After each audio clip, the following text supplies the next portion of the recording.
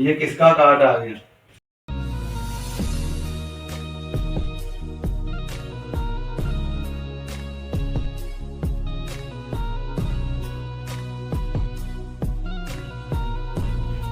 हे पापा, बोल के पाल ने किसी की शादी का कार्ड लग रहा है। चलो बेटा बाहर जाके पढ़ते हैं। चलो।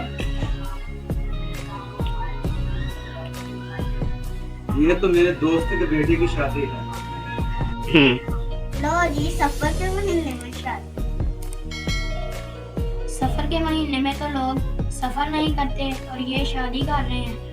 सफर का महीना तो मनहूस होता है। लोग कहते हैं इस महीने में सफर करना चाहिए ना शादी करनी चाहिए। लोग कहते हैं इस महीने में कोई बड़ा काम नहीं करना चाहिए। हैं पापा, सच में ये महीना सख्त होता है? नहीं बेटा, ऐसी बातें नहीं करते। सारे दिन अल्लाह ताला के बनाए हुए हैं। इस महीने को अल्लाह ताला ने सहरुल मुज़फ्फर का नाम दिया है। इस महीने में हजरत अली की शादी प्यारे रसूल की बेटी हजरत फातिमा से हुई थी।